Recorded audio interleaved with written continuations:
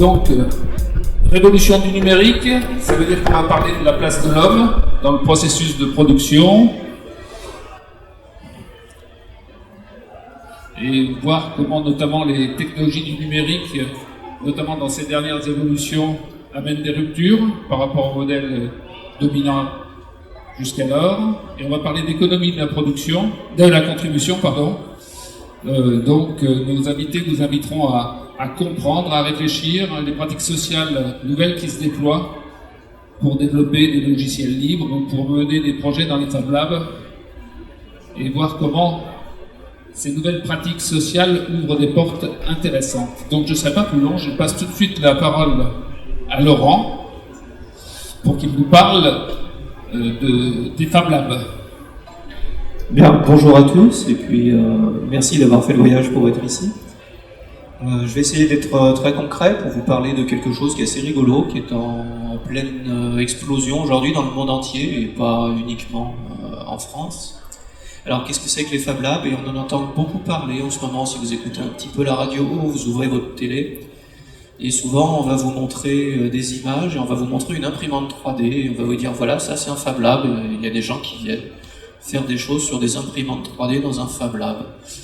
Et c'est totalement faux, c'est pas ça. Donc on va essayer de placer un tout petit peu l'idée, dire qu'est-ce que c'est qu'un Fab Lab et à quoi ça sert, et d'où est-ce que ça vient. Pour comprendre les choses, un Fab Lab c'est quelque chose qui est arrivé par erreur, qui a été créé sans avoir été voulu, il y a quelques années au MIT, qui est une très très grosse université américaine, pour des gens qui voulaient faire du design, et un prof là-bas avait monté un énorme laboratoire à plusieurs millions de dollars, avec des énormes machines, pour pouvoir faire à peu près tout ce qui était possible humainement de créer avec des machines. Il voulait enseigner ça à ses étudiants. Et au lieu d'avoir 20 étudiants comme il attendait, il y en a eu 50, 60, beaucoup plus que ça, des gens qui ne l'attendaient pas, et qui se sont précipités sur ce lieu-là parce qu'avoir accès à une capacité de production, ça intéressait énormément de gens, des retraités, des étudiants, des gens comme vous et moi en fait, et pas uniquement des étudiants en design. Et le prof qui était loin d'études en douille, qui est toujours là, qui s'appelle Neil Gatchenfeld, a dit il y a vraiment quelque chose qu'on sent et j'aimerais bien aller plus loin. Et au lieu de publier d'être un chercheur comme d'habitude, j'essaie de regarder qu'est-ce qui sous-tend ce besoin. Et ce qui sous-tend ce besoin, c'est l'envie de créer, c'est l'envie de se réapproprier le monde qui est autour de nous. Aujourd'hui, en tant que consommateur, ce que l'on donne, on s'en sert, mais on ne le fabrique pas. On est des utilisateurs, mais on n'est pas des contributeurs. Et beaucoup de gens ont une frustration quotidienne qui consiste à dire « Moi, j'aimerais bien regarder ce qui se passe sous les jupes de la machine et modifier ce que j'ai dans les mains, ce qu'on me vend. » Et dans les Fab Labs, ce qu'on appelle les laboratoires de fabrication, Fabrication Laboratories, mais en fait, ce qu'on dirait aux États-Unis, c'est Fabulous Laboratories. C'est un lieu où on met à votre disposition des machines, ça c'est nécessaire. On met à votre disposition un toit, parce que quand il pleut dedans et qu'il fait froid, on n'a pas envie d'y aller. Puis on met à votre disposition des gens, une communauté, c'est-à-dire pas des salariés, mais des gens comme vous qui viennent sur place, qui viennent comme au café, et on vient discuter, on se met autour d'une table et on va partager des choses. Et ce que M. Gatchenfeld de MIT a vu, a expérimenté, c'était ce besoin initialement dans des populations africaines qui, sur place, ont très très peu de moyens de production et qui ont du mal à fabriquer leurs objets, à les réparer. Vous avez des gens qui sont très gentils, qui leur expédient des machines, et les machines, quand elles tombent en panne, on ne peut pas les réparer. Comment je fais? Donc, les Fab Labs, c'est une réponse à ça, c'est donner des moyens de production à des gens pour qu'ils soient capables de s'approprier leur réel, leur concret, ce qui les entoure. Et donc c'est un peu geek, c'est vrai, les premiers gens qui ont testé ça, c'est des gens qui travaillent dans le numérique, forcément, puisqu'il faut des ordinateurs derrière ça. Une machine de fabrication toute seule, à l'ancienne, avec un tour, avec une scie normale, ainsi de suite, c'est pas très intéressant. Tout le monde le fait, c'est des bricoleurs. Si vous mettez un ordinateur, ça devient plus intéressant. Donc il y a eu une espèce de relation amour-haine qui s'est créée au début entre les tout geeks et les gens qui disaient oui mais ça je savais le faire avant, regardez, moi je suis tourneur-fraiseur depuis 40 ans, on m'a foutu dehors parce que j'étais trop vieux, les Chinois font moins cher que moi, j'ai un savoir-faire de mes mains, j'ai un savoir de création. Mais on n'a plus besoin de moi dans la société aujourd'hui. Dans un Fab Lab, des gens comme ça, ils retrouvent une place, parce que vous avez une expertise de la main, vous avez une expertise de la création, vous savez utiliser des outils traditionnels, et puis les petits jeunes qui arrivent, qui eux travaillent avec des outils numériques, ils savent pas faire ça. Et eux, ils sont très bons pour faire des plans sur des ordinateurs, mais pour créer un objet concret, eh ben, tout de suite, ça s'arrête. Alors on va utiliser une imprimante 3D qui va vous fabriquer des jolis objets en plastique. Un objet en plastique, ça va pas vous faire tout. C'est fragile, ça fait un prototype, mais ça va pas faire un véritable objet.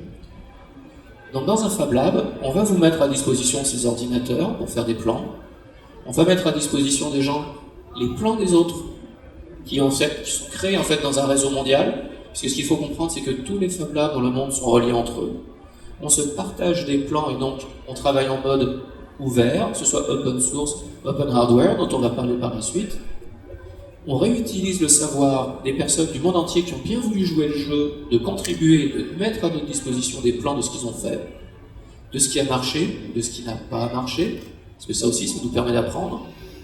On se dit, ben voilà, j'aimerais me fabriquer une armoire normande, comment je fabrique des tenons, comment je fabrique des mortaises, comment est-ce que je peux utiliser une fraiseuse numérique, comment est-ce que j'utilise une défonceuse.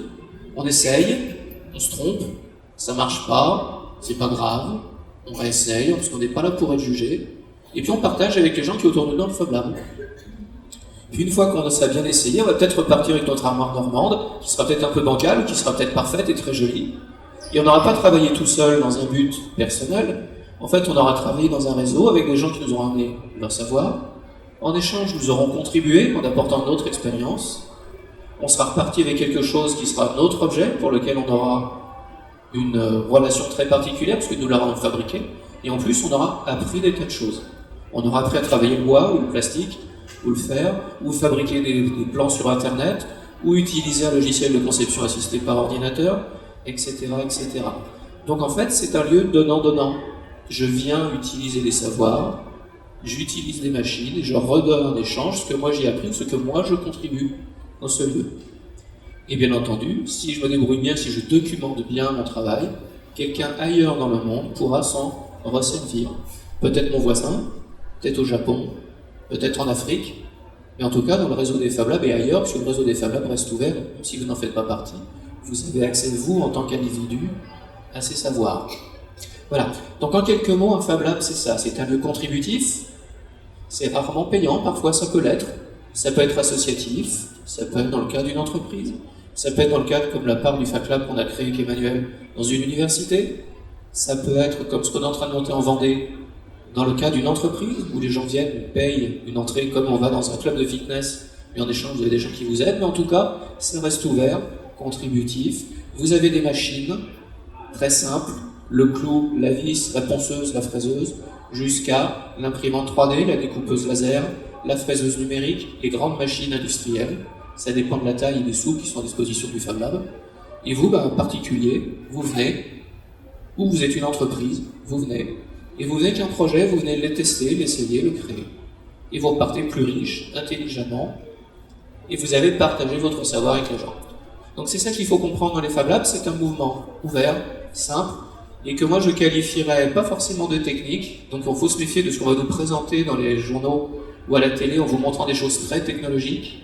En fait, on est en train de redécouvrir le partage et le plaisir de l'échange entre personnes, entre individus. Et surtout le plaisir de refaire des objets, de savoir créer et de savoir s'approprier notre environnement. De ne plus être des consommateurs, mais des gens qui contribuent à leur univers. Voilà, ça c'est relativement simple à comprendre.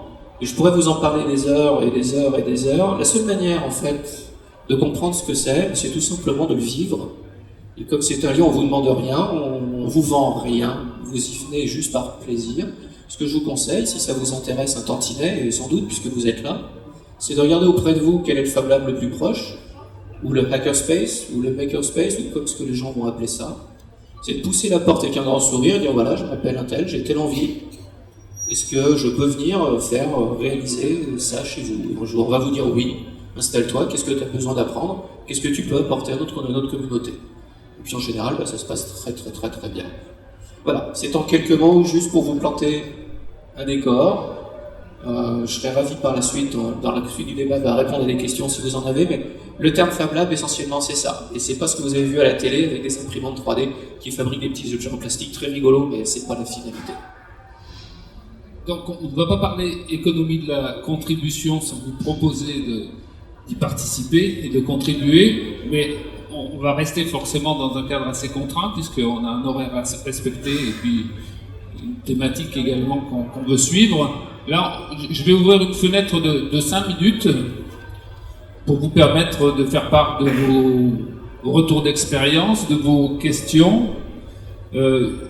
Si vous avez des points de vue à exprimer ou des questions à poser, je vous propose d'une part de lever la main, qu'on mesure l'ampleur du sujet, et puis d'autre part de vous mettre finalement en rang. Je ferai passer le micro et vous pourrez donc vous faire part de vos points de vue ou de vos interrogations. S'il n'y a personne, c'est pas grave, hein, on enchaîne et puis il y aura une autre fenêtre ouverte plus tard. Hein. Donc y a-t-il des volontaires? Monsieur? Ah. Voilà.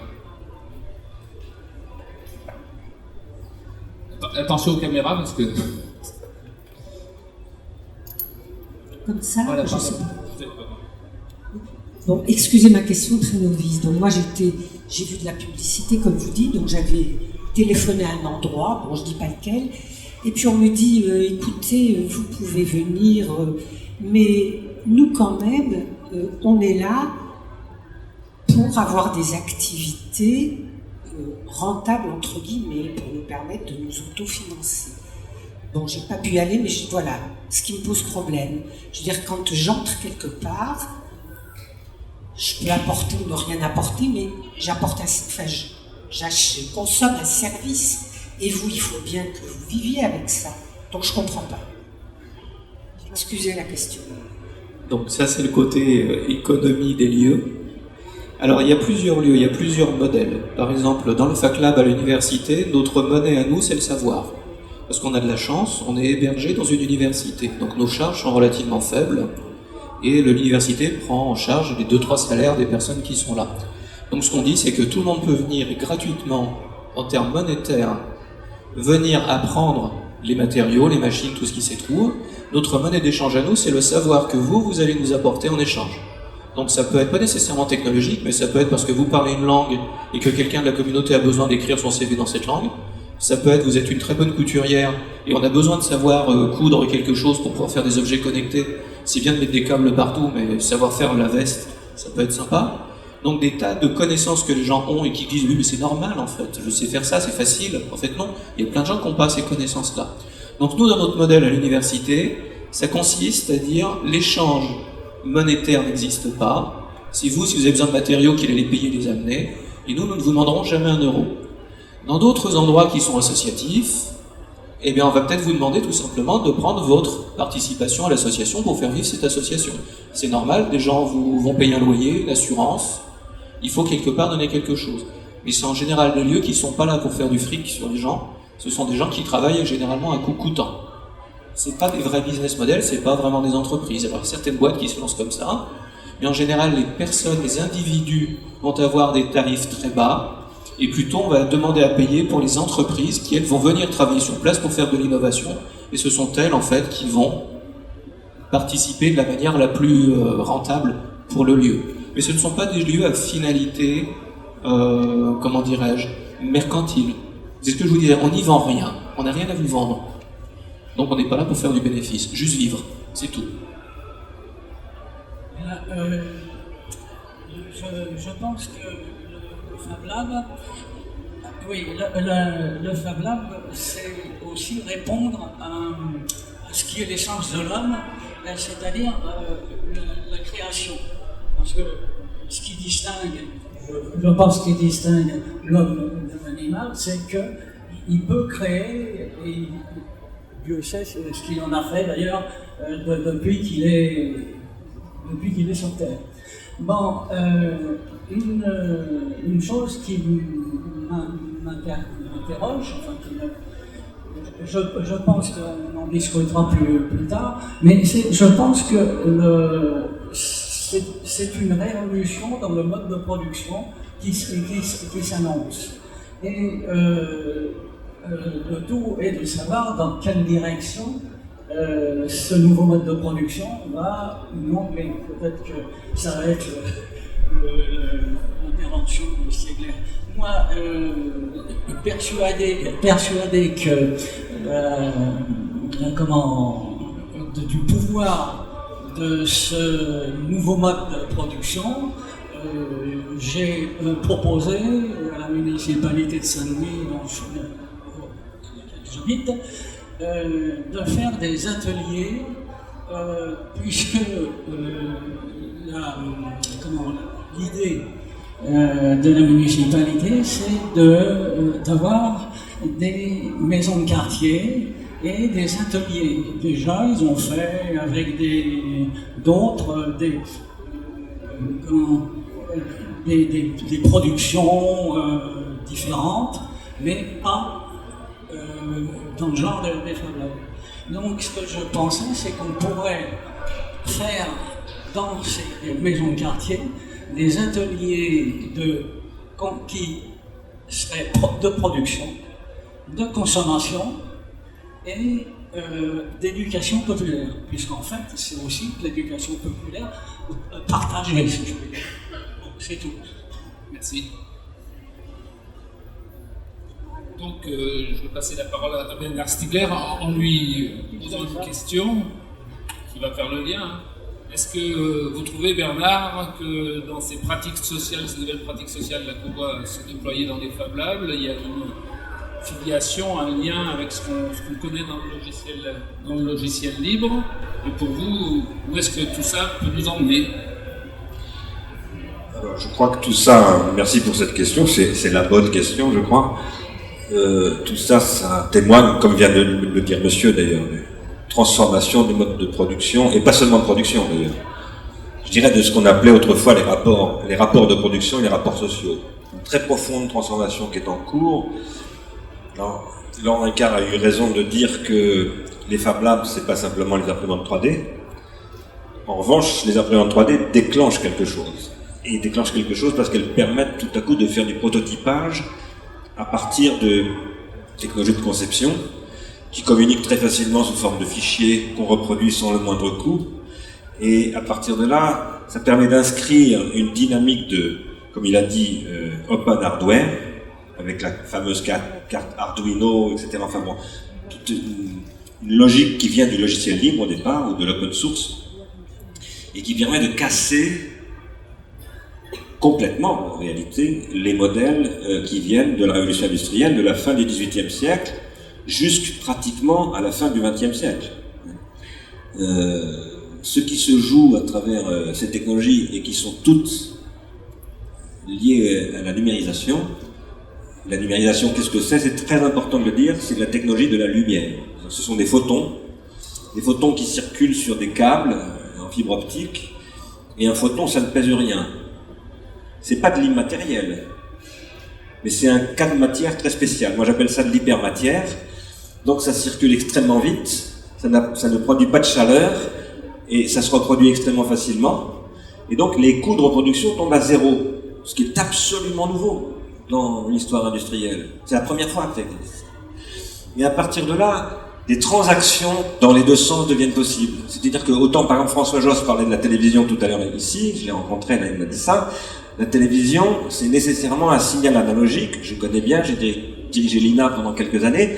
Et ce signal analogique, vous pouvez soit le recevoir, soit l'émettre, mais vous avez des fonctions d'émission et de réception. C'est extrêmement coûteux. Pour réémettre un signal de télévision, il faut ce qu'on appelle des réémetteurs. Et pour être émis sur un signal de télévision, il faut payer 1 million de francs à peu près. C'était l'époque où j'étais à l'INA, c'était encore des francs. Par mois, pour pouvoir être réémis sur le réseau de TDF. Le numérique vous permet d'être diffusé sans coût. Par exemple, je suis là en tant que, comme l'a dit Pascal, compagnon, je suis là en tant que président d'Ars Industrialis. Ars Industrialis a été créé il y a 10 ans. Il y a à peu près 50 000 personnes qui suivent Ars Industrialis. Et j'aime bien dire aux journalistes de Libération que c'est plus que vos abonnés. Je ne fais pas des journaux tous les matins, je ne fais pas 30 ou 40 articles tous les matins, mais il y a une activité qui est produite là, qui est extraordinaire. Nous avons aussi créé une école qui fonctionne. Il y a 25 000 personnes qui sont allées sur cette école, c'est une école en ligne, on peut faire énormément de choses avec le numérique, énormément de choses.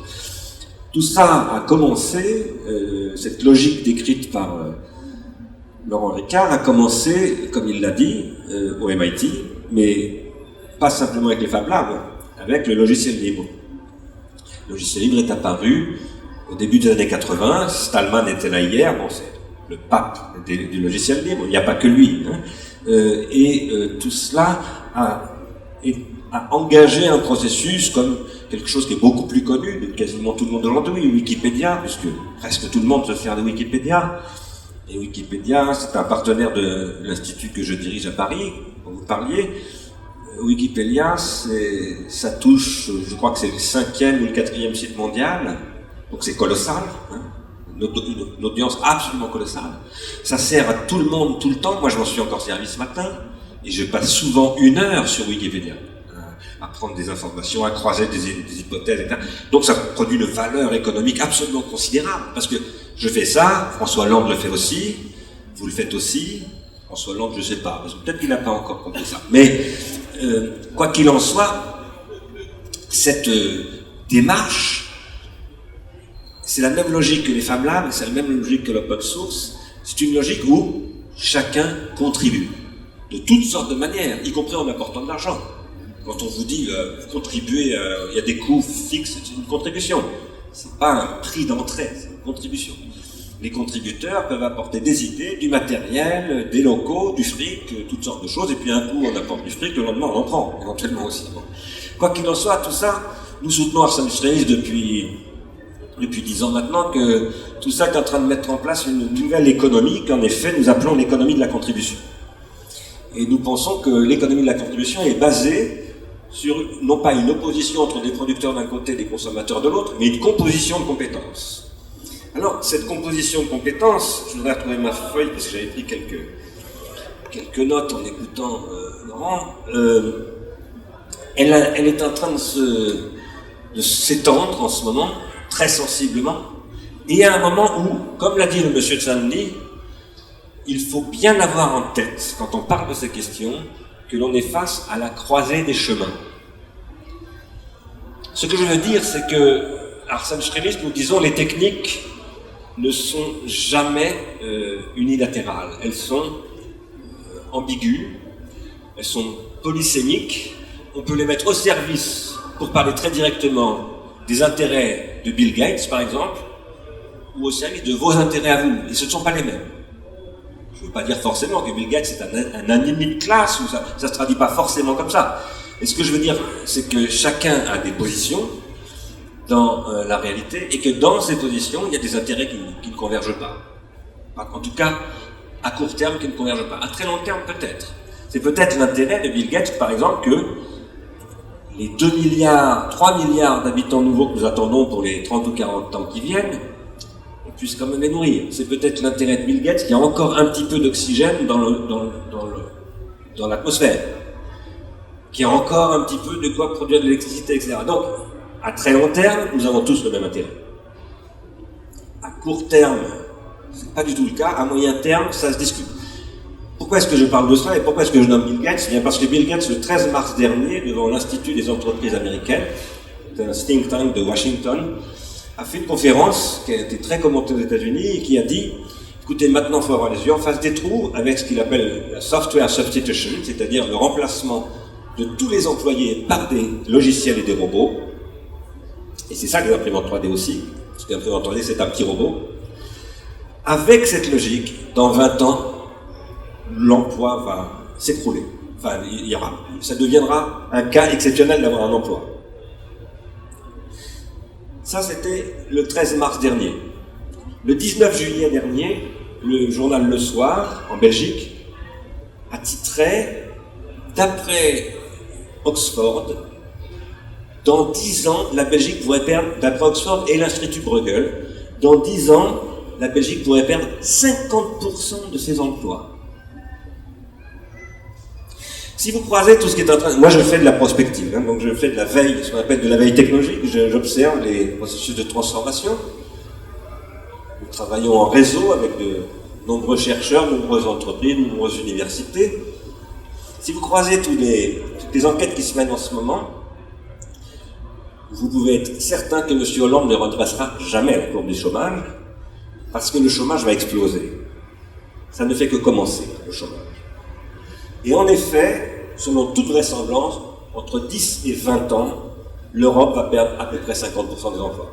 Là, j'ai cité la Belgique parce que le journal, le soir, a cité une enquête qui a été faite par le Bruegel Institut à partir des travaux de Oxford. Ils ont fait des travaux sur d'autres pays européens et tout tourne autour de 48%, 50%, 52% de disparition d'emplois. C'est colossal. Mais 50% de disparition d'emplois, qu'est-ce que ça veut dire? Ça veut dire qu'il n'y a plus de pouvoir d'achat pour une très grande partie de la population, qui d'ailleurs ne peut plus payer ses impôts ni ses charges sociales.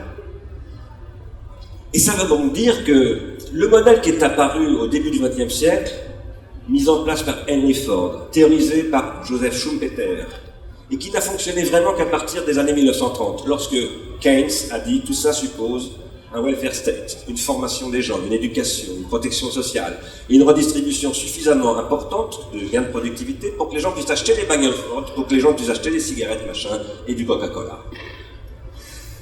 Eh bien ça ne marche plus. Parce que ça, d'abord, ça fait déjà longtemps que ça ne marche plus. Parce que le néo-capitalisme libéral, dès les années 70-80, a dit qu'il faut regagner des marges de profit, et donc a fait des pressions sur les salaires en mettant les gens en concurrence les uns avec les autres, les pays en concurrence les uns avec les autres. Et du coup, on a mis en place les subprimes pour permettre aux gens d'acheter quand même, bien qu'il n'y ait plus de pouvoir d'achat. Et puis ça a créé la faillite de 2008. Ça a été le premier craquement d'un modèle que la social-démocratie et le Parti communiste français ont défendu pendant très longtemps. Et la CGT. Mais il faut le dire, c'est très important. C'est-à-dire que pendant très longtemps, et aujourd'hui encore, tous les militants disent « nous sommes là pour défendre nos emplois ». Eh bien, il va falloir apprendre à changer de discours. Je ne dis pas qu'il ne faut pas défendre les emplois, bien entendu. Hein. S'il y a une entreprise qui ferme et qu'il faut négocier avec les actionnaires qui rachètent par exemple cette entreprise et qui veulent mettre 1000 personnes à la porte, il faut se battre pour empêcher ces licenciements, autant que c'est possible. Mais il faut être bien lucide sur le fait que, dans tous les cas, l'emploi va disparaître. Et par conséquent, si on a des revendications et des propositions à faire, c'est pas pour sauver les emplois, c'est pour inventer un autre mode de vie. Cet autre mode de vie, il repose, comme l'a bien dit Laurent tout à l'heure, sur le savoir. Ce qui se passe dans les Fab Labs, c'est qu'on produit du savoir et on en fait circuler. Nous disons à Ars Industrialis que, effectivement, dans les 10 à 20 ans qui viennent, l'emploi va devenir tout à fait marginal. Parce qu'on n'a plus besoin de chauffeurs. Vous allez me dire, mais si, on a toujours besoin de chauffeurs. Non, on va plus avoir besoin de chauffeurs, ça c'est certain. Si vous regardez l'industrie automobile américaine telle qu'elle est en train de travailler actuellement, elle est bourrée, tous les camions sont bourrés de puces de capteurs, et c'est fait pour maintenant être piloté automatiquement par satellite, par des voies électroniques balisées, etc., etc. Il n'a plus à avoir besoin de chauffeurs. Il n'y a plus besoin de caissières de supermarché. Si vous allez en Angleterre, vous verrez qu'il n'y en a déjà plus. Si vous allez aussi en Vendée, parce que je me suis arrêté une fois en Vendée, il y a un supermarché où il n'y a absolument plus de caissières et plus de manutentionnaires. Vous avez certainement entendu parler de ce journaliste anglais qui s'est fait embaucher chez Amazon il y a 1 an et demi, qui a travaillé pendant 3 ou 4 mois chez Amazon et ensuite a fait un grand papier dans un grand journal anglais en disant « mais c'est un enfer Amazon, c'est un scandale, les gens sont traités comme des esclaves, c'est pire que le 19e siècle ». Et c'est vrai. Mais Jeff Bezos a répondu « d'accord, pas de problème, de toute façon j'ai prévu depuis très longtemps de tout automatiser, donc c'était provisoire ces employés. J'ai tout conçu, il y a des entrepôts comme ça, et si vous voulez regarder ces entrepôts, si vous regardez les plans, tout a été conçu pour que les robots puissent absolument tout faire. Donc il licencie, il vient de mettre en place 10 000 robots dans ces entrepôts. Et ça va continuer dans absolument tous les domaines. Ce que montre l'étude d'Oxford, qui a été relayée par l'Institut Bruegel, mais il y a d'innombrables études qui le montrent aux États-Unis, c'est que tous les métiers sont touchés, et parmi les premiers touchés, vous savez qu'il y a les avocats, les médecins. Parce qu'on dit toujours, ah oui, mais c'est les pauvres qui n'ont pas de boulot, qui n'ont pas de qualification. C'est archi faux. C'est archi faux. On est en train d'automatiser tous les processus. Et d'ailleurs, lorsque M. Greenspan a été convoqué aux États-Unis, à Washington, en 2008, le 23 octobre, on lui a dit, mais qu'est-ce que c'était? Comment vous avez pu laisser faire tout ça, les subprimes, les swaps, les Madoff, l'effondrement de Lehman Brothers? Mais tout est automatisé. on ne maîtrise plus rien, on ne sait même plus ce qui se passe. Et moi j'ai fait ce qu'on m'a dit, parce que les prix Nobel d'économie disent il faut tout automatiser. Et il a conclu, il dit maintenant j'ai réfléchi. C'est très dangereux, cette logique. Alors, pourquoi est-ce que je vous raconte tout ça? C'est parce que moi je crois que le numérique, c'est une énorme transformation qui est en train de se produire et qui apporte une perspective extraordinairement intéressante, c'est que tout le monde ait du temps pour faire quelque chose d'intéressant. Il se trouve que, il ne vous a sûrement pas échappé que la planète est confrontée à de très très gros problèmes. Que par exemple, je vais vous donner un exemple. Il y a eu un slogan au Parti communiste disant il faut arrêter de prendre du coca. Il faut arrêter de boire du coca, il faut boycotter le coca. Et puis j'ai une amie, moi qui est membre du parti, qui m'a écrit en me disant si tu passes à la fête de l'humain, tu devrais leur dire c'est très bien, mais pourquoi il y a de coca pendant tous les stands de la fête de l'humain? Alors elle a posé la question à des camarades, et les camarades lui ont répondu c'est l'habitude, on va au supermarché, puis... Et oui, c'est l'habitude. C'est l'habitude du consommateur. Et vous avez des habitudes comme ça en pagaille que vous ne voyez même pas.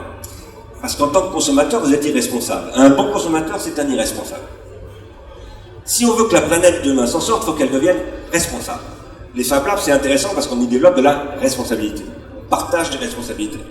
L'économie de demain, si les gens n'ont pas de quoi manger, elle ne marchera pas. Si vous avez des robots qui produisent, qui augmentent la productivité, mais que personne ne pourra acheter ce que produisent les robots, ça ne peut pas fonctionner. Il y a donc un problème de redistribution. C'est le problème que Keynes a résolu en 1933 avec Roosevelt sur un modèle, qui était le modèle consumériste, appuyé sur les industries culturelles, pour développer le mode de vie américain dans le monde entier.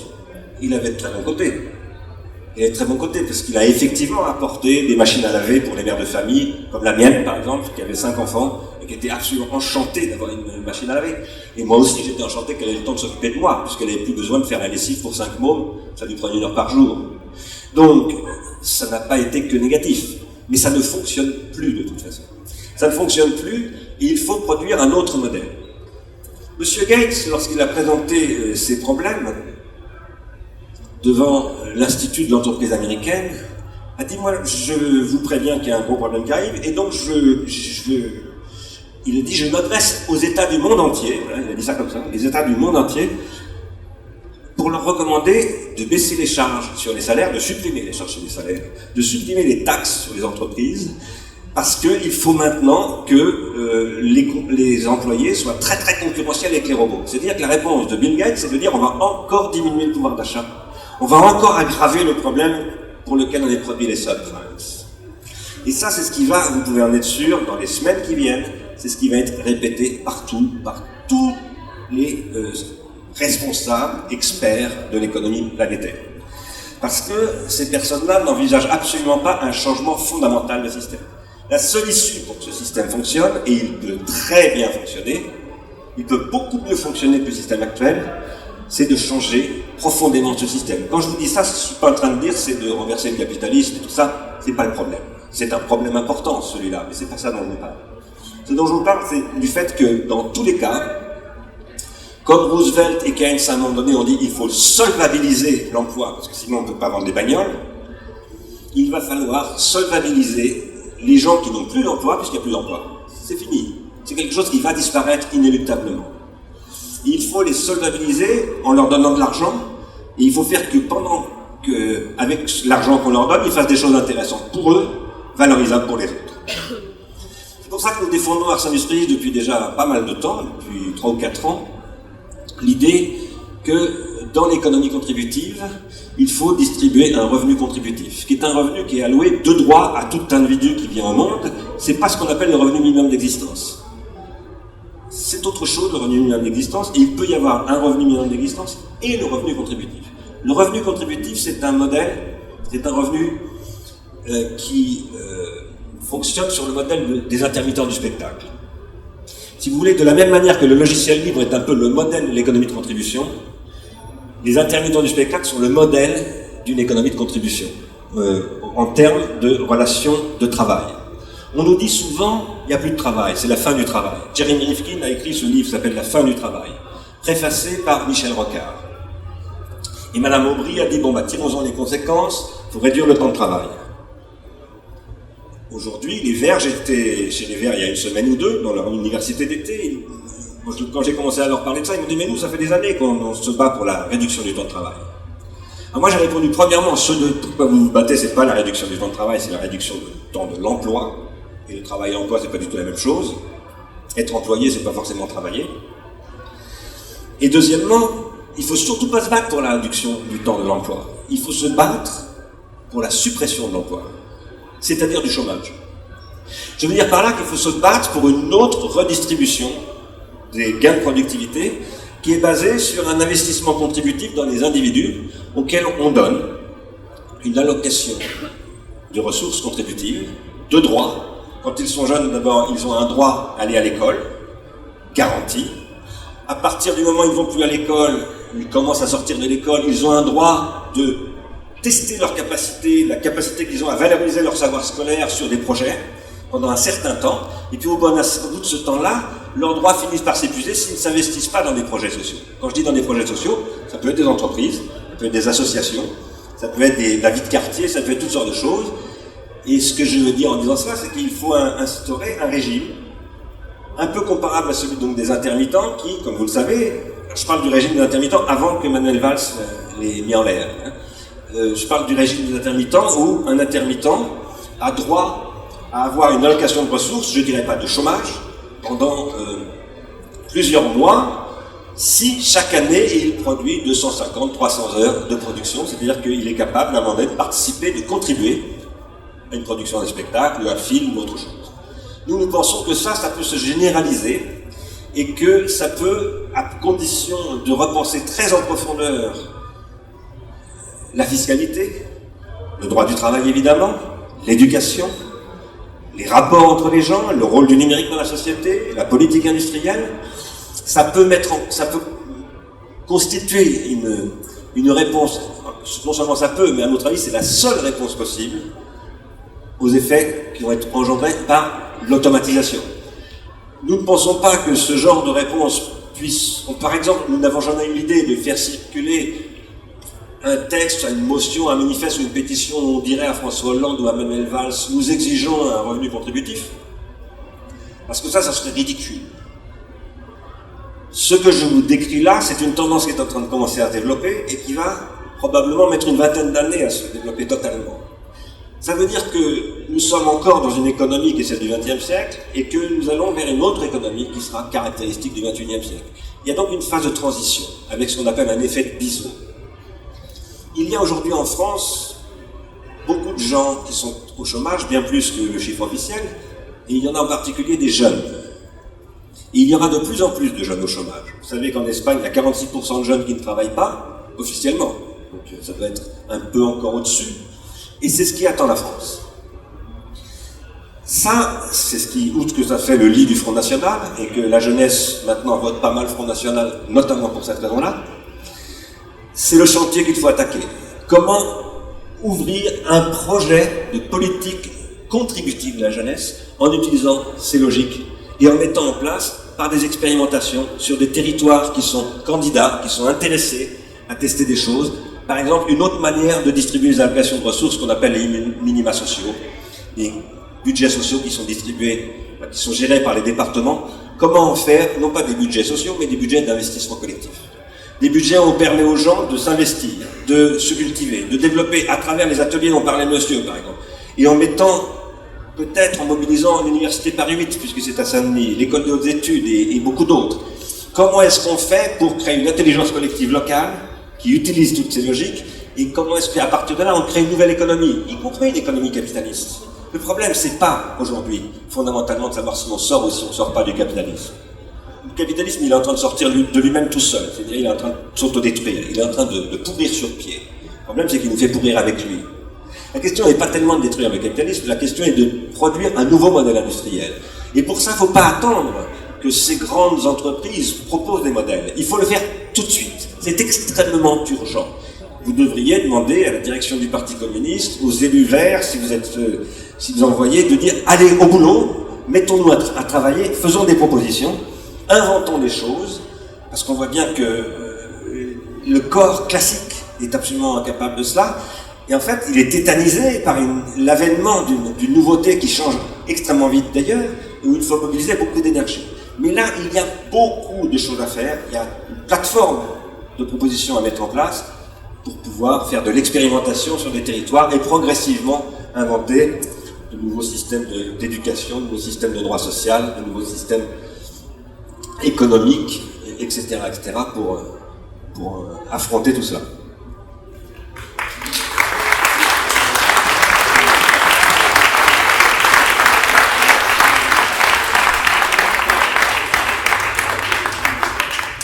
Laurent, Alors, parce que Bernard parle extrêmement bien, et je vais être très humble parce que je n'ai pas sa structuration mentale pour remettre toute cette perspective et avoir ce regard très incisif. Est-ce que je peux juste apporter, parce que c'est un tableau qui est assez noir qui est dessiné, mais c'est un tableau qui aujourd'hui est réel, c'est-à-dire, c'est pas Bernard n'a pas inventé ça dans sa tour d'ivoire. Au quotidien, et quand on le voit, le mouvement des Fab Labs, qui est la seule chose dans laquelle je puisse parler avec, entre guillemets, expérience, c'est que ça se vit aujourd'hui dans le monde entier. Là, je représente 2-3 Fab Labs français.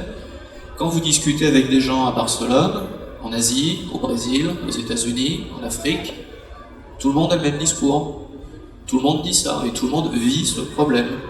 Et la réponse, qui est, moi, je trouve, encourageante, c'est qu'on est tous dans le monde entier en train de réinventer nous-mêmes, et pas en attendant que quelqu'un nous le dise et en nous imposant une solution.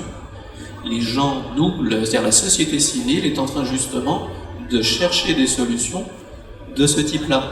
Et donc les Fab Labs, et pas uniquement, sont une approche, une expérience qui cherche justement de manière parfois imparfaite, parfois intéressante, d'apporter une réponse concrète à ses besoins. On sait qu'on est arrivé au bout d'un cycle, on sait qu'on est arrivé au bout d'une économie, on est arrivé au bout d'un monde, puis devant nous, une inconnue, comment on va l'inventer.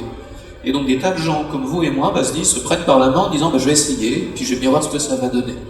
Donc les Fab Labs sont une tentative de dire comment on réinvente l'éducation, comment on partage, comment on arrête d'aller à l'école en ayant des profs qui ont été formatés pour vous apprendre à devenir des employés, puisque l'éducation nationale aujourd'hui, c'est le fils de la révolution industrielle où il fallait fabriquer des employés. Comment est-ce qu'on casse ça? Comment est-ce qu'on est capable de revenir sur des notions de partage, d'économie collaborative? Parce qu'on sait, je dirais de manière viscérale, que c'est une solution. Donc, à côté de moi, Bernard a apporté la réponse intellectuelle. Moi, je peux vous apporter l'expérience viscérale des gens qu'on croise dans le monde entier. Ce mouvement aujourd'hui est en plein boom uniquement parce que viscéralement, on en a besoin et que les Fab Labs et les mouvements qui vont avec ça sont une tentative aujourd'hui d'inventer le futur. Alors, je ne sais pas où ça débouchera, mais si les gens ici se prennent en main et justement vont voir autour d'eux en disant c'est une solution, allons-y, montons un Fab Lab dans notre quartier, montons un lieu comme ça autour de nous, dans notre ville, dans notre société. En fait, ce sont des lieux sociaux, civiques, pédagogiques. Donc en fait, c'est la vie politique qu'on invente dans ces lieux-là. C'est la notion même de politique. Voilà.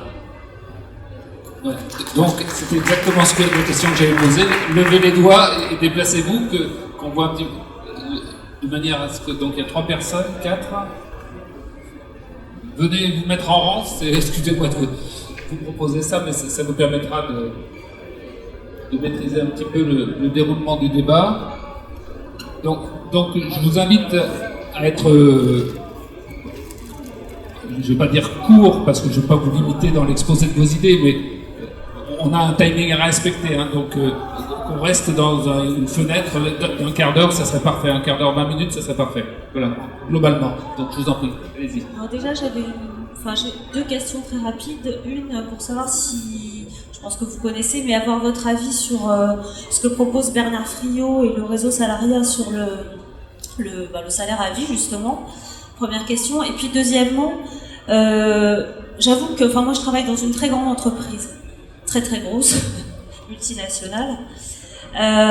Dire que le capitalisme court à sa fin, c'est vrai qu'il est à bout de souffle, mais on sent bien qu'il se bat jusqu'au bout. D'ailleurs, vous avez cité vous avez cité Bill Gates tout à l'heure, et aussi les entreprises récupèrent justement ce qui se fait, les soi-disant, ils récupèrent soi-disant les modèles des Fab Labs, ils créent justement des soi-disant espaces collaboratifs qui n'ont rien à voir pour donner l'illusion à leurs employés que voilà, le monde est ouvert, qui sont contributeurs alors qu'en fait ils possèdent pas leurs moyens de production. Donc moi j'ai du mal à entendre que le capitalisme court à sa perte et qu'il n'y a rien à faire. Alors ces expériences-là c'est génial, mais justement est-ce qu'il ne faut pas continuer à combattre le capitalisme par des modèles comme des propositions comme celles que propose Bernard Friot et le salaire à vie. Donc sur réseausalariat.fr, pour ceux qui ne connaissent pas. Alors, je vais répondre très rapidement. Par rapport à la proposition de Bernard Friot qui est très intéressante, il faudrait qu'on ait un peu de temps pour en discuter. Si vous voulez, ce que je crois, c'est qu'il ne faut pas demander un salaire à vie. Parce que d'abord, il ne faut pas demander un salaire. Ce que Marx a expliqué, et je pense qu'il avait raison, c'est que le salariat, c'est l'aliénation, précisément. Et que d'autre part, ce dont je vous parlais moi, c'est un revenu contributif, comme je l'ai dit en commençant, qui n'est pas exclusif d'un revenu minimum d'existence, d'ailleurs je signais plusieurs appels pour la création d'un revenu minimum d'existence. Mais je pense que le revenu minimum d'existence, c'est ça qu'ont en tête beaucoup des gens du capitalisme que vous combattez, c'est-à-dire de dire, d'ailleurs, Friedman, Milton Friedman, c'est le premier qui l'avait envisagé. Milton Friedman, qui est le plus ultra-libéral des économistes de l'école de Chicago, avait dit il faudra distribuer un revenu minimum d'existence. Donc il faut bien avoir en tête que ça c'est un point de vue du libertarien de droite, et que je dis pas que c'est pas le point de vue de Friot, mais ce que je veux dire c'est que je crois qu'il faut avoir une proposition qui n'est pas forcément exclusive à celle-là, mais qui est plus dynamique. C'est-à-dire qui crée beaucoup plus d'investissement de la part des gens dans un dispositif qui est le dispositif des intermittents. Pourquoi est-ce que je dis le dispositif des intermittents? C'est parce que c'est ce qui repose sur l'acquisition et la valorisation des savoirs. C'est ce qui incite les gens à développer et à valoriser leur savoir de 36 000 manières dans l'agriculture, dans tous les domaines. Et l'autre grande question, c'est la macroéconomie. Je ne suis pas en train de dire qu'il ne faut pas combattre le capitalisme, mais je l'ai combattu toute ma vie, depuis très longtemps, depuis que j'ai 16 ans. Mais ce que je dis, c'est qu'il ne faut pas se tromper de sujet. Le vrai sujet, c'est pas de dire les vilains capitalistes vont encore nous manger tout cru. Le vrai sujet, c'est de penser. Parce que quand vous dites c'est les vilains capitalistes qui ça vous empêche de penser. C'est une idée bien facile, bien simple. Oh, il y a des vilains qui sont là, qui s'appellent les capitalistes. Moi, je suis le gentil. Donc, tant que j'empêche les vilains d'agir, j'agis dans le sens de mes intérêts. C'est pas vrai du tout. Pour les raisons que je vous disais tout à l'heure. À long terme, non pas comme disait l'autre, nous serons tous morts, mais à long terme, je veux dire, à l'échéance de ce siècle, c'est la première fois dans l'histoire de l'humanité que des scientifiques, non pas des millénaristes qui vous annoncent l'apocalypse, etc., mais des scientifiques vous disent, si on ne change pas ce qui se passe en ce moment sur Terre, à la fin de ce siècle, la vie ne sera plus possible sur la Terre. Et donc, et très probablement, d'ailleurs, il y aura eu des conflits, guerres civiles ou autres, tellement violents que la vie sera plus du tout la même si elle existe encore.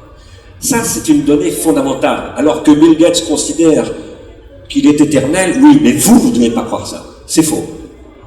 Et lui, il est dans son machin, c'est la plus grosse fortune du monde, bon. Mais vous avez bien une conscience que c'est pas comme ça. Il est très important de ne pas se tromper de sujet. Il faut certainement combattre le capitalisme. Pour être très clair, ce dont je vous parlais tout à l'heure, ce revenu contributif, il faut bien trouver de l'argent pour le financer. Et la seule question pour moi, c'est la taxation du capital. Et une forte taxation du capital. Par ailleurs, ce que vous disiez sur les grands groupes qui disent on va faire des Fab Labs, etc., mais bien entendu, ces gens-là produisent beaucoup ce discours-là. Et par ailleurs, par rapport à ce que disait Laurent Ricard, il faut de la micro-initiative et tout, mais ça suffit pas. Il faut de la macroéconomie, bien entendu. C'est pour ça qu'il faut que les partis, dont le Parti communiste français, s'emparent de ces sujets en créant des plateformes alternatives. Mais ça veut dire qu'il faut savoir qu'il ne faut pas parler de salariat. Là, dans ce dont je vous parle, c'est pas du salaire. Et il faut lire Marx. Marx dit on ne sortira vraiment de l'aliénation que quand on sera sorti du salariat. Et ça ne repose pas sur un salaire. Une rétribution contributive, ça n'est pas un salaire. Bon, après, Bernard Friot, c'est très intéressant, il faut discuter avec, mais voilà, si vous voulez, si je ne reprends pas cette proposition-là, c'est parce que je pense qu'il y a quand même un sujet qui n'est pas très clair. Pour finir, sur la petite question que vous avez posée sur les Fab Labs dans les entreprises, qui peut être intéressante aussi, je peux en parler puisque de temps en temps, à titre entrepreneurial, je accompagne des entreprises qui veulent monter des Fab Labs. On leur dit la première chose, c'est non, vous n'en montez pas parce que vous n'êtes pas ouvert à tous et vous n'accueillez pas tout le monde, vous ne travaillez qu'en vase clos avec des gens de votre entreprise. Donc monter un lieu collaboratif à l'intérieur de l'entreprise pour faciliter l'innovation, le décloisonnement, le partage et faire que les gens s'approprient plus facilement leur travail. Et ça, on peut aller plus loin dans la notion d'entreprise libérée. Par exemple, si vous ne connaissez pas, regardez un bouquin qui est sorti de M. Getz, G-E-T-Z, qui parle de l'entreprise libérée, qui est très intéressant. Des entreprises vont dire, voilà, il y a quelque chose, une appétence de la part de la société civile pour se reprendre en main. Donc, si ça marche, on va utiliser ça. Donc, j'ai un petit problème avec le mot Fab Lab qu'aujourd'hui, on va vous coller à toutes les sauces. Il y a même des gens qui ont fait, je sais plus quoi, des Fab Labs de musique, des choses comme ça, pourquoi pas. Il faut juste pas se tromper de terme. Il faut juste parler de lieux ouverts, collaboratifs, ouverts à tous. À partir du moment où c'est ouvert à tous, c'est pas un truc d'entreprise. Un petit point de méthode avant de vous donner la parole, monsieur. On va laisser parler toutes les personnes qui sont debout là depuis un petit moment. Et s'il doit y avoir réponse et échange, la tribune le fera après vous avoir écouté. Je vous en prie, monsieur. Alors, je pense qu'avec ce nouveau mode de production, on est dans une autre civilisation qui s'annonce. Et l'homme peut redevenir un créateur. Il peut la coupure entre le travail intellectuel et matériel que dénonçait, que Marx trouvait dans l'histoire, va aussi pouvoir être surmonté. Et la société elle-même, ça pourra être les producteurs, la libre association des producteurs. Et donc on rentre aussi dans une nouvelle société qui n'a plus besoin d'État, mais à l'heure actuelle, on a besoin de conquérir l'État pour pouvoir passer dans un autre mode de production. Et c'est là justement que je pense qu'avec Stiegler, j'ai une petite différence, c'est que il faut que cet avenir qu'on voit un peu lumineux, on puisse dès à présent penser comment la transition va-t-elle s'opérer. Et elle ne peut s'opérer qu'en poussant la démocratie, la connaissance, etc. jusqu'au bout. Et donc, c'est pour ça que la proposition que je faisais tout à l'heure d'atelier de quartier me semble pertinente, en ce sens qu'il faut que les gens qui sont mis au chômage, par exemple, et qui le seront d'après vous de plus en plus, sachent qu'ils ne sont pas des imbéciles, qu'ils ne sont pas des outils à la disposition du capital, mais qu'ils sont des hommes et en tant que ça, des créateurs. Merci. Oui, moi j'aurais juste c'est presque une question. J'ai lu pas mal de vos travaux, notamment sur ce qu'on appelle la médiacratie. Moi je suis syndicaliste, j'essaie de faire bouger les choses à mon petit niveau, et je suis quand même stupéfait de l'emprise qu'il y a la télévision, on va dire les journaux gratuits, etc. Moi je me bats en fait contre ça. C'est-à-dire que quand j'essaye d'expliquer des choses, faisons-le nous-mêmes, voilà, tout peut s'améliorer à notre niveau, etc. Automatiquement, les gens, se mettent dans leur petit confort, j'allais dire, de regarder leurs émissions de télé, etc. Et j'ai l'impression que finalement, l'arme maintenant, on va dire, je ne sais pas si c'est du capital ou en tout cas du modèle économique actuel, c'est ça, c'est-à-dire qu'on endort les gens vraiment via les médias. Alors, j'ai un petit peu d'espoir parce que c'est vrai que j'ai rencontré beaucoup de jeunes qui sont essentiellement connectés et beaucoup moins collés devant la télé. Et tout de suite, d'ailleurs, ils ont tout de suite un autre regard sur tout ce qui se passe, en fait. C'est-à-dire que, ah oui, mais non, on dit autre chose ici, on dit autre chose là. Et c'est vrai que ma génération, j'ai 36 ans, je la sens un peu perdue. Alors, je généralise pas trop, mais en grande majorité par ça. C'est-à-dire qu'ils sont encore dans l'ancien modèle et ils ne voient pas d'alternative, ils ne voient pas de choses comme ça. Et je me demandais justement, alors vous disiez tout à l'heure, dans 20 ans, il n'y a plus d'emploi, des choses comme ça. Est-ce qu'on ne peut déjà pas se battre par rapport à ça, cette médiacratie qui en fait bloque finalement l'esprit ou la réflexion? Merci. Bonjour. J'aurais une petite question pour Bernard, en fait. C'est à propos de la nouvelle économie de contribution. Je voulais savoir comment est-ce qu'on peut intégrer les contraintes environnementales, le fait que les ressources se raréfient de plus en plus. Et pour l'instant, on a encore énormément de chance, notamment pour les Fab Labs, d'avoir une abondance de matériaux, du pétrole pour pouvoir les acheminer. Comment est-ce que ça peut se faire quand on sait qu'on est peut-être au pic de pétrole et que d'ici 20-30 ans, ce sera plus du tout le même cas? Et on veut bien que vous n'avez pas pu tout exposer en si peu de temps, mais est-ce qu'il y avait déjà des pistes de réflexion là-dessus? Voilà. Bonjour, je voulais réagir par rapport à la proposition que vous faites de revenus contributifs. Je pense que... Allô? Ouais. Je pense que vous êtes en train de proposer quelque chose qui existe déjà en mieux au niveau de ce qui a été fait en 1945, de la sécurité sociale. Lorsque vous prenez en exemple le statut des intermittents, les intermittents touchent un salaire, touchent pas un revenu. Ce n'est pas de l'argent qui est issu de la taxation du capital. Taxer le capital, c'est le légitimer.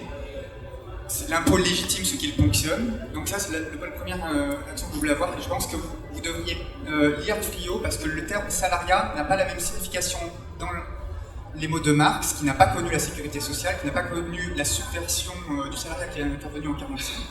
Et la deuxième chose, c'est que que chacun ait un salaire à vie ou un revenu d'existence, quoi que ce soit, c'est pas suffisant.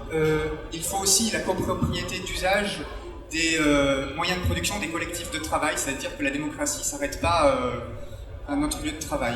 Donc ça veut dire réfléchir sur les systèmes de vote, le tirage au sort, ce genre de choses. Bonjour. Changer les rapports sociaux de production, d'accord, mais on n'y est pas encore. Hein. Je vais prendre sur 3 plans. Le premier plan, si on regarde l'open data. L'open data, c'est la possibilité que les données publiques soient partagées et utilisées par qui veut. C'est un enjeu politique important aujourd'hui, qui est loin d'être résolu, parce que ceux qui montent les data centers, ils ont plutôt envie que ce soit un accès privé, propriétaire, dont eux seuls ont la maîtrise des architectures, maîtrise des accès, etc. Enfin, ce que Stallman a expliqué hier sur liberté, égalité, fraternité face aux possibilités de l'informatique, ça mérite d'être développé. Je pense que c'est absolument fondamental. Donc l'open data et l'open source, c'est-à-dire que ce qu'on nous donne, ce qu'on achète, ce qu'on produit, on doit y avoir accès. Je pense que en particulier, les acheteurs publics aujourd'hui devraient mettre dans leurs critères d'achat public d'avoir accès aux sources de ce qu'ils commandent, notamment les gros systèmes de gestion des données où on vous propose, vous comme usager, de stocker votre dossier personnel quelque part sur un serveur, vous ne savez pas où, vous ne savez pas comment, et vous ne savez pas jusque quand vous y aurez accès. Et le financement des lieux. Vous parlez que des collectivités créent des lieux, que des maisons de quartier créent des lieux, mais elles sont financées comment ces lieux? Ils sont ouverts comment? À Grenoble, le Fab Lab n'est pas un endroit d'apprentissage populaire, loin de là. Le droit d'entrée est onéreux et il faut passer par un cours qui coûte plus de 100 €. Et s'il est question que les animateurs de ces lieux soient des animateurs payés au SMIC, comme les animateurs patrimoine, comme les guides dans les espaces naturels sensibles, je pense qu'on se trompe et qu'on rate une marche sur qu'est-ce que ça veut dire changer les rapports sociaux. Les qualifications, ça se paye. Et ça ne se paye pas à 20 fois le SMIC ou à 50 000 fois le SMIC. Ça pourrait se payer dans un rapport de 1 à 5 d'un salaire ou d'un revenu correct pour vivre. Alors vous prenez 1 700 €, vous multipliez par 5 et vous dites tout ce qui est comme salaire au-dessus, on rediscute pour voir à quoi ça sert vraiment. Ensuite, vous dites le capitalisme est mort. Désolé, moi je travaille dans une multinationale depuis 25 ans. Les capacités de transformation, d'invention du capitalisme, elles sont infinies. Et ça ne peut se transformer que si on s'en occupe. Donc il faut changer d'imaginaire.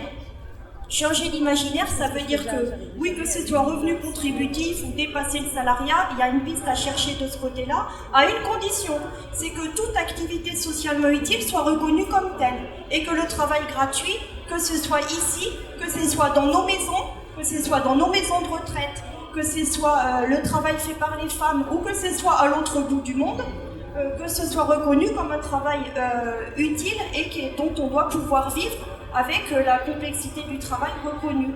Et on en est loin. Il faut changer les règles sociales, politiques et juridiques pour ça. Parce que oui, je veux bien la prospective, je connais la prospective, je suis d'accord, mais la prospective de on sera tous des miséreux et la planète sera en feu, c'est pas celle-là qu'on veut. Nous, notre imaginaire, il est différent. Et je pense que quand on parle de rapports sociaux de production, il ne faut pas se limiter à la production, il faut parler des rapports sociaux, l'ensemble des rapports sociaux de domination, les rapports d'exploitation et les rapports sociaux de sexe qui en font partie et qui s'entrecroisent. Donc, allez-y pour la mixité dans les Fab Labs, mais que les Fab Labs soient des lieux auxquels, je dirais, des contributions soient exigées, qu'on apprenne la logique des Fab Labs, qu'elle soit enseignée, mais que des moyens soient mis dessus. Alors je ne sais pas si c'est taxer le capital comme tel, ou faire que la spoliation qu'il y a aujourd'hui dans l'activité de production et l'aliénation qu'il y a dans le fait qu'on ne maîtrise pas ni nos outils de travail, ni les finalités de notre travail, c'est aussi ça qu'il faut adresser. Merci beaucoup. Merci, bonjour à tous. Je vais être très court, deux petites choses. La première chose, c'est une question. Comment est-ce qu'aujourd'hui, dans le contexte d'aujourd'hui, les petits entrepreneurs peuvent financer les Fab Labs? Première chose. Deuxième chose, c'est une contribution que je voudrais donc apporter. Excusez-moi, mais moi je ne crois pas du tout aux prédictions de Bill Gates, des Alain Menck et autres, parce que pour moi, ce sont les charlatans de Hollande, de Sarkozy, de Obama et autres. À mon avis, ce qui se passe aujourd'hui, la révolution du numérique et de l'économie de contribution, c'est le prélude d'une véritable révolution sociale qui est en marche. Notre déchéance n'est pas une fatalité. La réalité, c'est que nous devons tous devenir des acteurs de cette nouvelle révolution qui est en train de pointer son nez. Non, nous ne sommes pas condamnés à la fatalité si nous devenons tous des acteurs de cette nouvelle révolution. Donc, outre la philosophie, bien sûr, on peut débattre à longueur de journée donc, sur ce qui est en train de se passer. Mais si nous acceptons tous de devenir des acteurs, de vrais acteurs et de ne pas subir, je pense que la fatalité pourra donc passer ça. Je vous remercie. Bien, je suis le dernier, donc je vais être assez rapide. Et un peu plus terre à terre, en fin de compte. Oui, moi je suis... pour les Fab Labs, on s'aperçoit à l'heure actuelle que c'est...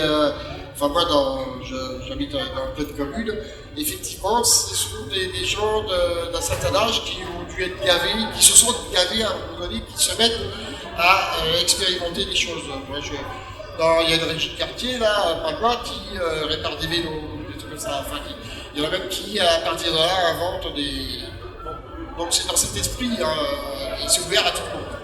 Donc, mais comme les logiciels libres, est-ce que ça ne va pas être récupéré par le monde industriel? Moi, c'est le gros problème. Parce que Stallman dit qu'il a inventé les logiciels libres. Non, les logiciels libres sont apparus à la fin des années 60, et dans les années 70, au début de la micro-informatique. Oui, tout le monde faisait des logiciels pour actionner des petits... Je me rappelle les petites cartes, enfin, et on avait accès quasiment à tous les... Si, et au niveau de la recherche, c'était comme ça, ce qui n'est plus le cas à l'heure actuelle. Et donc, on sait très bien que, comment on appelle, Microsoft a poupé les logiciels libres pour créer le DOS, le MS-DOS. Donc, moi j'ai bien peur que les Fab Labs, enfin, les ateliers collaboratifs et autres soient récupérés par le système, malheureusement. Alors effectivement, on se bat, il y a des logiciels libres, ça se bat, mais bon, en face de nous, il y a du monde qui a des moyens. Bon, il faut être synthétique, il y a eu beaucoup de questions, mais ce que je crois, enfin moi je suis venu ici à la Fête de l'Humanité parce que c'est un lieu disons, de réflexion des militants du Parti communiste et de la direction du Parti communiste. Et qu'il y a des débats ici par rapport à ce que c'est que la responsabilité d'avoir un parti d'animer un parti et de proposer une perspective, non pas un électorat pour avoir un siège de député, mais un pays pour que ce pays se développe vraiment. Et ces perspectives, donc c'est pas les prochaines élections municipales ou régionales ou je sais pas quoi, c'est même pas les 10 ans qui viennent, c'est la future génération. Tous les gens qui sont ici, qui ont des enfants ou des petits-enfants, sont extrêmement inquiets pour l'avenir de leurs enfants et de leurs petits-enfants. Ne nous racontons pas d'histoire. Et donc, quand je dis, d'ailleurs, il faut, la dame qui parlait tout à l'heure disait, prospective, oui, mais pas du sang, etc. Je ne dis pas que la prospective c'est ça. Je dis que si on ne fait rien, ça se terminera forcément. Si nous ne prenons pas nos responsabilités, en arrêtant de dire que c'est toujours parce que les salauds de machin nous exploitent, mais que si nous ne faisons pas nous notre travail, de réfléchir à la situation contemporaine, ce sera une catastrophe. Nous sommes tous responsables de la situation, contrairement à ce qu'on dit. Et sortons de cette position d'irresponsabilité du consommateur, où c'est toujours les autres qui ont tort. C'est pas vrai. Ce qu'a dit monsieur de Saint-Denis qui parle des ateliers, et moi je suis beaucoup pour ces ateliers, pour ce genre de démarche, je veux dire, ça concerne le problème de ce qu'on appelle une transition. Nous sommes en train de vivre une transition. C'est absolument évident. Et à chaque fois qu'une transition se joue, il y a des possibilités nouvelles qui s'ouvrent, et si on ne les saisit pas, eh bien elles sont saisies par ceux qui ont des intérêts qui ne sont pas les nôtres. Hein. Donc il est extrêmement important d'entrer dans cette logique de penser une transition. Comment est-ce que nous allons agir, faire des corrections de trajectoire aussi, à mesure de cette transition, parce qu'il y a des tas de choses qui se feront l'année prochaine que nous ne savons absolument pas, ni nous, ni Bill Gates, ni personne. Parce que le réel n'est jamais simple. Ça s'appelle la praxis dans le langage de Marx. Et donc, nous devons développer une praxis, une nouvelle praxis. Cette nouvelle praxis, je soutiens moi que, par exemple, le logiciel libre joue un rôle extrêmement important, et le logiciel libre, c'est quelque chose de très précis, c'est la licence libre. Donc c'est pas le fait de permettre à des gens de faire... Moi j'ai fait des logiciels hypercards, c'est pas du logiciel libre ça. Le logiciel libre, c'est un modèle de propriété collective. C'est le fait d'empêcher un acteur, quel qu'il soit, de s'approprier une partie du savoir. Et c'est rendre obligatoire pour la circulation des choses. Ça, c'est très important. Quand Marx vous disait au XIXe siècle qu'il faut détruire la propriété privée, l'appropriation, ça, c'est un modèle de destruction de la propriété privée. Donc, c'est un vrai modèle, et il est aujourd'hui majoritaire. C'est dans ce modèle-là qu'aujourd'hui se développe la majorité de ces activités. Donc, c'est très important d'analyser ça de très près, et de manière très précise. Alors, lorsque monsieur parlait des ateliers à Saint-Denis, je trouve que c'est très bien, mais je pense que il disait pour les chômeurs. Je suis allé voir il y a 2 jours au théâtre de la Colline Marx pas Marx, Le Capital et son singe. Et on y parle des ateliers nationaux de Lamartine. Il ne faut surtout pas faire ça. Et il ne faut pas que les ateliers deviennent des trucs pour occuper les chômeurs. D'abord parce qu'il faut que ces ateliers soient ultra attractifs, ultra dynamiques, et que bien entendu ils soient là pour que les chômeurs puissent y aller. Mais il faut que les jeunes, c'est la jeunesse qui doit être absolument visée dans ce genre de choses, avec bien entendu les chômeurs dont de toute façon la plupart sont jeunes, puisque la plus grande part des chômeurs ce sont les jeunes. Après, je pense qu'il ne faut pas en faire une action sociale, il faut en faire un nouveau projet industriel, il faut en faire un nouveau projet économique, il faut être extrêmement ambitieux. Et pour ça, il faut faire des propositions. La personne qui parlait de la télécratie ou de la médiacratie, le journaliste disait les gens sont sourds ou aveugles. Et c'est vrai, mais vous aussi et moi aussi. Parce que tout comme des camarades du parti ont acheté du coca pour leur stand, alors que le parti a dit qu'il fallait boycotter le coca, vous dites ça, mais vous allez faire la même chose que tous ces gens-là, sans vous en rendre compte. Quand vous faites ça, vous ne le voyez pas. Vous le voyez chez les autres, mais pas chez vous. Ce que je veux dire par là, c'est qu'il y a un moment, il faut voir qu'il y a des rapports de force, mais aussi des rapports de force symboliques, et que nous les intériorisons, nous tous. Et que la question fondamentale, c'est peut-être aussi d'abord de produire des vraies propositions, vraiment intéressantes, vraiment attractives, qui ne soient pas de la langue de bois, qui ne soient pas non plus le dernier truc. C'est pas les Fab Labs qui vont sauver le monde, faut être clair. Les Fab Labs, c'est une dynamique très intéressante avec le logiciel libre, avec plein d'autres choses, mais c'est beaucoup plus complexe que les Fab Labs. Et donc, il faut produire un vrai discours élaboré sur ces choses-là. Et là, les gens, ils iront sur ces médias-là. Ils iront sur le net, ou là où il y a des choses intéressantes, ils viendront toujours. Ça, je le crois.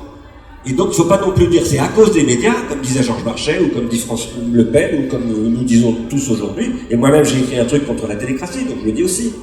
Mais ça ne suffit pas. C'est aussi parce que nous ne sommes pas capables de produire quelque chose d'autre. Alors, après, quelqu'un m'a posé une question sur les contraintes environnementales, mais évidemment, c'est une question fondamentale. Il est évident, pour moi en tout cas, que ce que nous appelons l'économie de contribution, le revenu contributif, etc., ce sont des économies de ce qu'on appelle des circuits courts. Ce sont des économies qui permettent de supprimer les prédations de kérosène, par exemple. C'est-à-dire les gens qui vous vendent des produits où il y a 30% du coût c'est de la pub, 20% c'est du conditionnement et 30% c'est du kérosène. Et puis le producteur au bout, il touche 1% de ce que vous achetez. Et il faut casser ça. Mais ça, c'est lié à une logique qui est une logique du marché planétarisé, qui est totalement justement contraire. C'est la logique du consumérisme. Et il y a là toutes sortes de choses à proposer, outre ce que je viens de dire, avec évidemment, par exemple, les modèles de production énergétique contributifs. Beaucoup de gens réfléchissent là-dessus. Au nord de la Bretagne, dans les Côtes d'Armor, il y a une collectivité qui aujourd'hui, en exploitant la biomasse agricole, aujourd'hui est en excédent de production énergétique, c'est-à-dire qu'ils revendent de l'énergie. Il y a des modèles tout à fait nouveaux à développer, et c'est compliqué de les développer, parce que si on les développe et qu'on remet en question le statut progressivement d'EDF, c'est ben on remet en question la situation des salariés d'EDF. Ce que je veux dire par là, c'est qu'il faut ouvrir une négociation qui va durer des années sur comment progressivement faire cette transition pour ne pas léser les gens qui sont déjà en place, mais pour ouvrir un avenir à ceux qui ne sont pas là. Et ça, c'est un énorme travail, et il faut s'engager dans ce travail qui est absolument passionnant. Vous disiez, monsieur, que c'est pas en taxant le capital qu'il faut financer le revenu contributif et qu'il faudrait mieux prendre le modèle, comme Friot le dit, de la sécurité sociale. Je ne suis pas du tout contre ça. Simplement, je pense que il faut situer les choses dans le temps. Moi-même, je défends à chaque fois qu'on me demande, par exemple, quand je dis contribution, les gens me disent au nez, c'est n'importe quoi, je dis mais non, les contributions, d'abord, c'est pas l'économie sociale et solidaire. Parce qu'on dit toujours la contribution c'est l'économie sociale et solidaire. Non, moi la contribution c'est pour travailler dans des bagnoles, de l'électricité, des trucs très très industriels. C'est pas simplement s'occuper l'aide à la personne ou les associations de quartier, hein, parce qu'en général ça c'est ce que dit Rocard. Bon, je suis pas du tout d'accord avec ça. Mais par ailleurs, ce dispositif-là, il faut qu'il quand j'essaye d'expliquer ce que c'est pour moi l'économie de contribution, je dis mais il y a pas l'économie de la contribution. Et la sécurité sociale, je donne cet exemple. Les allocations familiales alors, les allocations familiales, c'est le patronat qui les a proposées, hein, c'est le patronat de gauche, disons que c'est le patronat catholique en France qui a proposé ce modèle parce qu'il y avait une valorisation de la mère, etc. Mais en fait, ça a constitué un revenu contributif. C'est-à-dire que, qu'est-ce qu'on dit? On dit une mère qui s'occupe des enfants, elle produit une énorme valeur sociale et cette valeur, elle doit la payer. Et donc, c'est dans cette logique ce que vous dites pour moi. Et moi, je suis complètement là-dedans. Maintenant, si on inscrit les choses dans la transition, si on dit par exemple, lançons des expérimentations sur des territoires en disant on va offrir sur des territoires à des jeunes, au lieu de leur dire allez à la NPE, enfin Pôle emploi, on va leur dire maintenant on vous donne 1500 € par mois automatiquement. Mais vous devez vous engager dans un certain nombre de trucs et ça, pas pour aller bosser, pas pour... Non, mais vous devez vous former, vous devez rentrer dans des logiques contributives, associatives, etc. Il faut trouver de l'argent pour le faire. Et je dis, pour le moment, il faut taxer le capital. Voilà. Après, ça changera. C'est-à-dire qu'avec un processus qui dynamiquement s'étend, ça sera d'autres ressources. Parce que tout ça va produire de la richesse. Alors, les open data, bon, bien entendu, ce que vous disiez, moi je suis très sensible à toutes ces questions. Et je dis toujours, regardez ce que c'est que les open data en Angleterre. Les open data, c'est quelque chose qui... je suis pour ça, je pense que ça fait partie des mouvements que je crois qu'il faut accompagner très fortement. Mais vous savez à quoi a conduit les open data en Angleterre?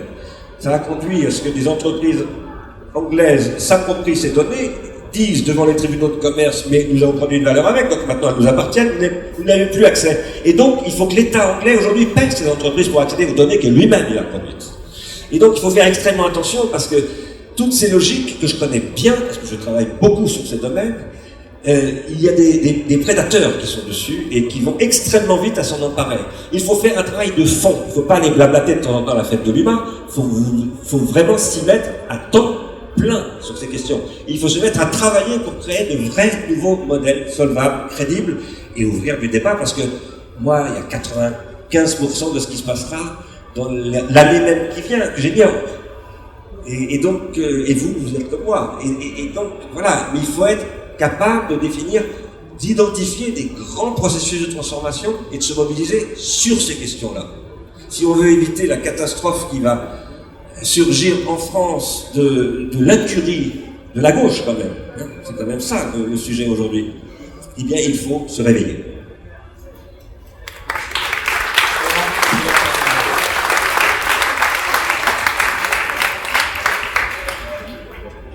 Que dire après ça, parce que ça on va avoir l'air bien tiède après, donc c'est un peu compliqué.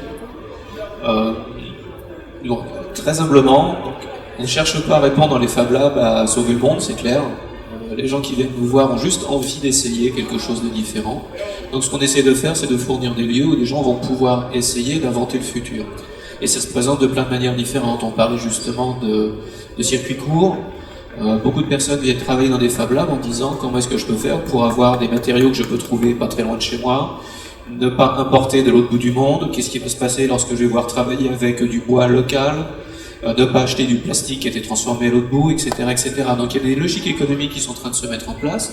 Par exemple, la fabrication de pseudo-plastiques qui sont fabriqués du côté de Saint-Malo à partir d'algues. Des gens commencent à apprendre à travailler avec des ressourceries. Donc comment je recycle, comment je réutilise des matériaux pour me les rapprocher et non pas les importer. Ça c'est intéressant. Comment j'apprends à refabriquer localement, à réparer localement. La réparation c'est important. Donc ne plus prendre un objet une fois qu'il ne marche plus, le jeter. Mais tout simplement dire je sais l'ouvrir et le réparer. Et c'est peut-être un peu d'électronique, mais ça peut être tout simplement réparer une machine à laver, savoir faire une soudure. Aujourd'hui vous avez un cadre de vélo qui casse, savoir faire une soudure c'est pas à la portée de tout le monde. Et je sais, à la fac, on n'a pas le droit de mettre un poste à souder parce qu'on n'a pas le permis feu pour ça.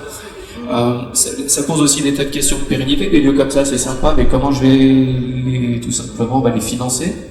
Aujourd'hui, c'est des questions qu'on se pose, on expérimente. En Vendée, on essaye un truc qui est payant pour dire est-ce que ça peut marcher? Est-ce que les gens sont capables de payer un ticket pour un mois comme s'ils allaient au cinéma? À la fac, c'est gratuit, mais on vous demande des savoirs.